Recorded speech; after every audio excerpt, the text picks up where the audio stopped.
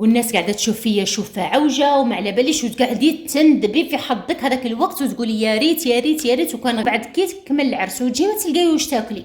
فهمتيني يا زينه؟ السلام عليكم الزينات، واش راكم؟ ان شاء الله تكونوا كاع ملاح. قبل ما نبداو لا فيديو تاعنا صلوا على النبي، اللهم صل وسلم على سيدنا محمد. واش راكم يا الزينات؟ واش راكم يا الفحلات؟ واش راكم يا الشاطرات؟ ان شاء الله تكونوا كاع ملاح. لا فيديو تاعنا تاع اليوم راح نوريكم الطريقه كيفاش انا لميت باش نشريت هذه الهديه، ولما راح نمد هذه الهديه وعلى خيرت السيرفيس هذا بالضبط.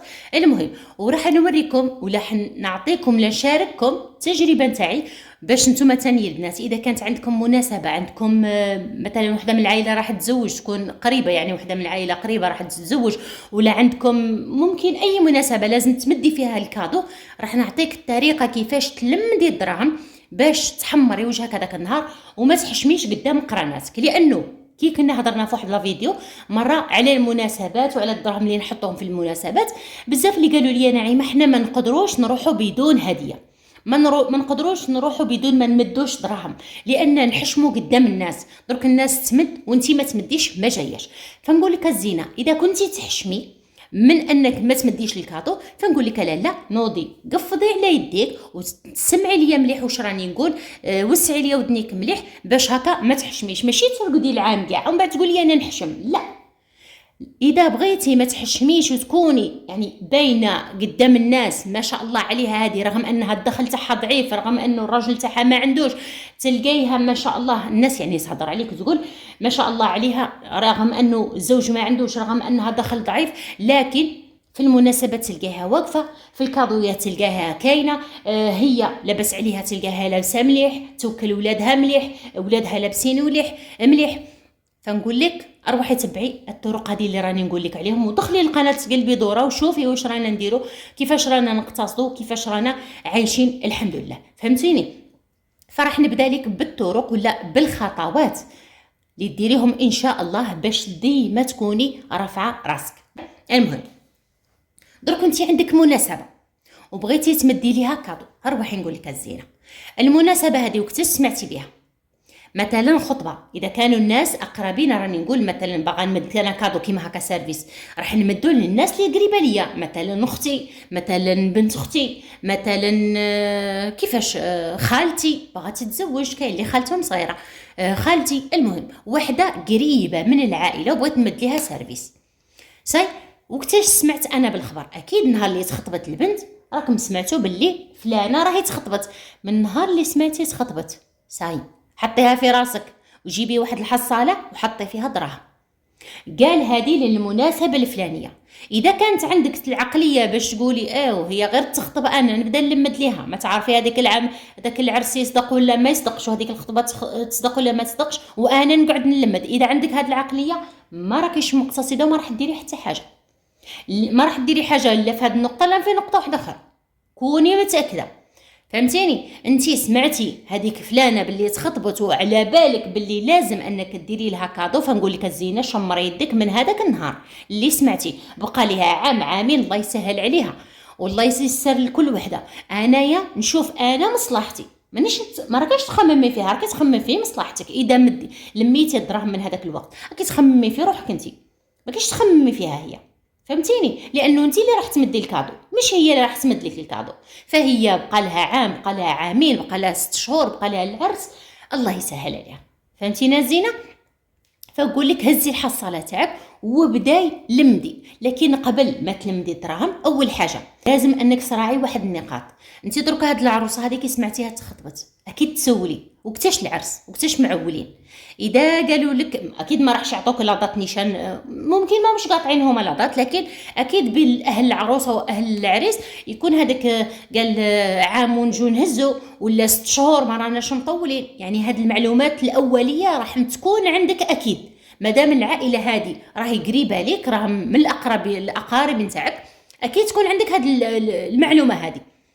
فاذا عندك هاد المعلومه، من هاد المعلومه بقات لها عام، معناتها انا نخمم هذه عام شحال لازم نحط في الحصاله نتاعي باش نكون قد مع الكادو انا وياه. فهمتيني؟ وتاني حاجه لازم تخممي قبل في الكادو اللي راح تمديه، واش راح نمد ليها هاد البنت هذه، راح نمد لها كوكوطه، راح نمد لها سيرفيس كيما هاك، راح نمد لها اشوار، نخمم ونشوف البري ابوبري شحال هاد الصوالح، شحال البري نتاعهم. على اساس هادو المده والسعر والكادو واش هو، انا نبدا نلم دراهمي في الحصاله. خلاص الزينه، عرفتي العروسه هذه وقتاش راح تتزوج ولا ممكن. مهم حنا نهضروا نقولوا عروسه لانه العروسه هي اللي نبغوا نمدوا لها حوايج ثقال. اما المناسبات الاخرين فتبان لي يعني عادي، شهر ولا تروحي تدبري روحك. حاجه نتاع 200 300 400 تقدري تدبريها في شهر ولا وتمديها.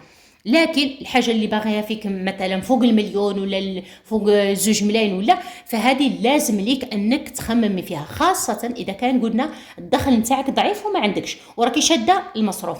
اذا ما خممتيش واش هما العواقب اذا ما خممتيش من هذاك الوقت؟ وش هما العواقب؟ اما انك تروحي تهزي دراهمك من مصروفك الشخصي، مش الشخصي يعني تاع العائله، دراهم المصروف تروحي تهزي وتشري بها كادو لهذيك البنت هذيك، وممكن انك تضطري انك تشري حاجه غاليه لانك ما شريتيش فلوسها، جا العرس وجا أو الوقت مزير وتروحي تقولي تحوسي غير اي حاجه نشريها، ما نحوسش على البري، نحوس المهم نشري حاجه زينه ونحمر وجهي، تعشي شاريه ممكن حاجه غاليه.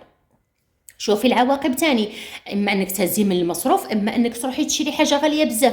تاني حاجه ولا تروحي ما تدي والو، تمشي هكا فارغه اليدين، وهذاك الوقت تطيحي في هذاك الحشومه وهذاك بين الناس وتقولي انا يا ريت كان ما مشيتش، والناس ضحكت عليا، والناس قال لك كاع الغاشي جاب الكادو وانا ما جبتش، والناس قاعده تشوف فيا شوفه عوجه وما على باليش، وتقعدي تندبي في حظك هذاك الوقت وتقولي يا ريت يا ريت يا ريت وكان غير لمت الدراهم وشريت ليها الكادو وتهنيت، ولا هاد الحشومه بين الناس. فهمتوني؟ وسيرتو اذا كانوا لي كادو زعما انت راكي مريحه والناس تدخل وتحط في لي كادو وانتي قاعده تشوفي وما راكيش ماده، قاعدي حاشمه بينك بين روحك، الناس ما على بالهمش اسكم ديتي ولا ما نديتيش، لكن انتي تقعدي حاشمه بينك بين روحك والعروسه اللي على بالها باللي ما مديتيش، وتقعدي حاشمه بينك بينها. وهذاك الوقت ممكن حتى تضطري انك تروحي تسلفي دراهم كبار باش تبيني ولا ترقعي هذاك العجز نتاعك، هذاك تولي تمدي لها. مثلا انت تشوفي وحده دخلت سيرفيس، تقولي هاد السيرفيس ما يكون غير 2 ملايين ولا 3 ملايين، انا دركا راني مريحه حداها وهذيك فلانه دخلت 2 ملايين ولا 3، معناتها انا راح نروح نتسلف 2 ملايين ولا ونمدهم ليها دراهم هكا باش نخرج من هذاك الاحراج. بزاف ناس اللي يديروها هذه، فهمتوني؟ فانا ما نخليش روحي نطيح في هذا الاحراج نهائيا.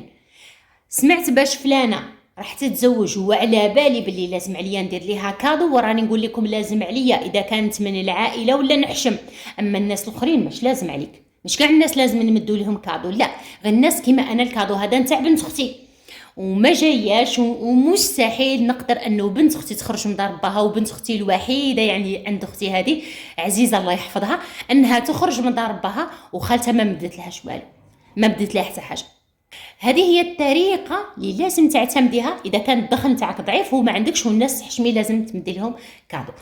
ودرك البنات راح نهضر لكم على السيرفيس نتاعي كيفاش حتى خيرته، على خيرت هذا السيرفيس. شحال سقامني لا ما راحش نقول لك، ما راحش نقول السعر لانه هديه. المهم الناس كاع على بالهم بهذا السيرفيس شحال راهم يديروا، كلش راه شاعل النار. المهم هي بصحتها قد ما كان بصحتها تستاهل بنت اختي. ونجي دركا البنات نحكي لكم على قصه السيرفيس، كيفاش حتى لميت ليه الدراهم، كيفاش حتى خممت في هذا السيرفيس، كيفاش شريتو، الطريقه منين شريتو. المهم راح نهضر لكم على كلش بالتفصيل ونحكي لكم التجربه نتاعي. اول حاجه البنات علاه خيرت اني ندير هذا السيرفيس وندير لكم فيديو. انا خممت في السيرفيس طابل، علاه خممت فيها البنات؟ لانه فيه مغزى، لانه خممت فيه هذا لا فيديو بمجرد ما قلنا واش نشرو، سبحان الله جاتني في راسي اني ندير لكم فيديو على هذا الشكل باش نتوما تاني اذا كانت عندكم مناسبه كيفاش ديروا كادو، كيفاش تلم ديال الدراهم باش ديري الكادو، ونهضر لكم على الكلام اللي انا هضرت لكم عليه قبل. فهمتوني؟ يعني مش غير هكا خيرت انا سيرفيس طابل وراني جايه في الكلام ودوك تفهموني. يعني كنت قادره اني نخير كوفرولي هذاك نتاع النهار الاول ولا كوفرطات ولا نشريهم ليها ونمدوا لها ونوض ونتهنى نلمد دراهم ونمد. لكن لا، انا بغيت نعطيكم النقطه، يعني نوصل لكم واحد المعلومه. فهمتوني؟ راح نهضرها لكم هنا في الفيديو. المهم ثاني حاجه خيرت هذا الموديل بالذات لانه هذا الموديل البنات تلقاه بارتو، تلقاه بالبياسه بالسيرفيس، تلقاه اي حاجه جيت تحوسي على البول تاع الشوربه تلقاه بالحبه ولا بالسيري، لي بلا الاخرين تلقاهم بالحبه، هذاك الاوفال تلقايه، الكبير تاع الطعام تلقايه، اي حاجه في هذا السيرفيس تلقاي لهم حتى الكيسان تاعهم تاع القهوه، تلقى اي حاجه بغيتي تزيديها فيهم هذا الموديل كاين. فانا هذا علاه خيرت هذا الموديل، خيرته باش انا نشري وانا مرتاحه، فهمتوني؟ يعني كي نكون نشري في السيرفيس نتاعي نشري مرتاحه. ثاني حاجه اذا تكسرت ليها هي حاجه من السيرفيس نتاعها تروح تشريها عادي، تكسرت ليها غرفيه تاع حريره تروح تشري غرفيه تاع الحريره وتخلي في السيرفيس وما يقعدش هذاك السيرفيس شامت. انا اول مره البنات اللي كي خممت نشري السيرفيس كنت نشوف لي سيرفيس الاخرين، شفت واحد لي موديل ما شاء الله روعه زيني، لكن الديفو في هذوك لي موديل انهم اذا تكسرت بياسه ولا بياسه من هذاك السيرفيس صايضاع، يجوها ستة تاع الناس ما تلقاش وين تحط لهم، فهمتوني؟ فانا بغيت نشري لها حاجه عمليه، ومن بعد هي كي تتزوج تدخل دارها بغيت نشري هذوك لي سيرفيس، يعني حاجه الكلاس تشري. المهم بغيت نشري لها حاجه ونعطيها تاني فكره، يعني باش هي تاني تحطها في راسها هذه انه هاد السيرفيس حاجه اللي راح تدوم معها ان شاء الله، يعني راح يقعد معها قد ما حافظت راح يقعد معها، واللي تكسرت منه حاجه راح تخلفها ان شاء الله، لكن الهديه تاع خالتها راح تقعد معها اطول مده ممكنه، فهمتوني؟ فهذا هو المغزى من شرايتي اللي خلاتني نشري هذا السيرفيس. وخيرته لها في الابيض لانه كاين في الابيض وكاين في الكحل. الابيض سبحان الله يجي مع كلش، مع تفريشات نتاع لي ناب كاع يجيو معاهم، اي حاجه تزيدها معاها لي كولار دخل عليه لي كولار يجوا زينين احسن، خير من الكحل صراحه. خيرت لها في الابيض. نجي دركا للشريان كيفاش حتى شريت السيرفيس هذا، راح نجي معكم دوقا. اول حاجه بنت اختي تخطبت من ديسمبر العام اللي فات، يعني راه قريب عام. من هذاك الوقت البنات بديت نشري سيرفيس طابل تاعها. اول حاجه واش شريت؟ اول حاجه شريت هذه الكبيره، واللي بعدها هادو شريتهم مع بعض، كان لافوار شريتهم نيشان 6 يبيع فيهم السيد، ما لقيتش عنده البول تاع الشوربه ولا تاع الحريره، لقيت عنده غير هذه الكبيره واللي تحتها، شريتهم مع بعض اديتهم وتهنيت. من هذاك الوقت من نورمالمون من ديسمبر وراني دستهم، قعدت مده طويله وانا نلمد الدراهم بشويه. وش وليت درت البنات؟ وليت شريت هذا الاوفال، شريته وحده. شهرين رحت شريت هذاك تاع الطعام الكبير، ومن بعد يا البنات رحت شريت سوبير هذه نتاع الحريره، ومن بعد البنات شريت هادو الفراشط والمغارفه. البنات هادو صراحه شريتهم على اساس ولادي، هادو بدراهم ولادي. كما تعرفوني انا دايره واحد 200,000 لولادي من شهر لشهر، يعني تاع الادوات ولا، وفي الصيف كنت نلمدهم دراهم. هادي كنت نحا من دراهمهم، كل شهر كنت نحي 50,000 من دراهمهم، باش لانهم هما تاني قالوا باغا نديرو كادو لبنت اختك، فهمتوا؟ هذه هي كي قالوا باغي يديروا لها كادو، فقلت لهم صاي هاو الكادو باش نكمل السيرفيس نتاعي انا، هالحاجه اللي راح نشروها بدراهمكم ان شاء الله. هكا ولادي ثاني شاركوا في الكادو، بغاو يديروا لها كادو، ولدي وبنتي الله يحفظهم. الفاليزه هذه البنات فيها 6 مغارف كبار و6 مغارف صغار، 6 فراشيط و6 ماس كيما راكم تشوفوا، فاليزه كيما هكا شريتها لهم بدراهمهم، كل شهر كنت نحليهم 50 وشرينا هاد لا فاليز. بالنسبه قلت لكم للسيرفيس كل شهرين نشري حاجه، انا ما نزير على روحي، والكادو راه يتشرى وانا مرتاحه. انا ما درتش الحصاله يا البنات، الحصاله ما درتهاش لاني في حالتي يعني كل مره كنت نلقى حاجه، فهمتوني؟ وما كنتش باغا نشري سيرفيس كامل، باغا نشري هاد النوع راه متوفر، فقلت انا لا، كل مره نشري حاجه ونقص على روحي. واخر حاجه يا البنات هذه يومين هذا ما كان شريت هادو نتاع الحريره ضربه واحده 6 وكملت السيرفيس. درك كملت السيرفيس البنات راح نومباليه ونديروا ليها في كارطونه ولا، ونروح نمدوا ليها ان شاء الله باش تدسوا في قشه. هذه هي الطريقه البنات اللي شريت بها سيرفيس كما راكم تشوفوا، بلا ما نحس يا البنات. صح هو غالي وفيه دراهم، لكن بلا ما نحس، راني نلمد بشويه ونشري بشويه وانا مرتاحه. نهار العرس ان شاء الله نكون كيما انا كيما الناس اللي مدت الكادو، نكون انا ثاني مرتاحه، ما نكونش حاشبه ولا حاشمه من العروسه ولا. وثانيه البنات العرس هذا لما تكون واحد عزيز عليك ولا قريب عليك، ماشي راه غير مصاريفك انتيا ولا مصاريف الكادو، راه مصاريف ماشي غير مصاريف الكادو، راه مصاريفك انت تاني تبغي تلبسي رب الله زينه ولا حاجه تقليديه، وتبغي تخدمي شعرك، تبغي تكوافي، تبغي تروحي لاكوافيز ديري ماكياج، تبغي ديري مشطه، تبغي تشري نعال الله زينه باش تلبسيها، فهمتوني؟ واذا عندك ولادك تاني يبغوا يلبسوا، فهادو تاني راهم مصاريف كبار، فهمتوني يا الزينات؟ فانا نقص على روحي، ما نقعدش نقول العرس وقت العرس يا حسره باقي ليه 5 شهور ولا 6 ولا باقي ليه عام، وانا يا من دركا نوحل روحي ومن دركا نخمم. لا يا زينه، خممي وخممي في كلش. وانا بالعاني البنات ولا تعمدت اني ندير لكم هذا الفيديو باش اذا نتوما ما راكوش منتبهين تنتبهوا، واذا كنتي عروسه جديده وما راكيش منتبهه تنتبهي، وتعرفي الدنيا كيفاش راهي تفوت وكيفاش تسيري امورك، ومش تخلي لاخر لحظه وتقولي لهذاك الزوج اعطيني، ولا تروحي تهزي مصروفك تحطيهم بعد كي تكمل العرس وتجي ما تلقاي واش تاكلي. فهمتيني يا زينه؟ لازم تخممي بعقلك. فهذه هي الطريقه انا اللي اعتمدتها، وان شاء الله كل وحده فيكم عندها مناسبه تعتمد هذه الطريقه، وان شاء الله راح تخرجها وتكوني مرتاحه. بالنسبه لنفسيتك انت مرتاحه، وبالنسبه للناس اللي باغا تدي لهم ما تحشميش منهم وتدي حاجه قيمه ان شاء الله على حساب الناس هذو اللي راكي راح تدي لهم الهديه. كان هذا هو الفيديو نتاعنا تاع اليوم، نتمنى انه يكون فاتكم. ما تنسوش الزينات تشتركوا في القناه وفعلوا جرس التنبيهات باش يوصلكم كل جديد، والى فيديو لاحق ان شاء الله. سلام.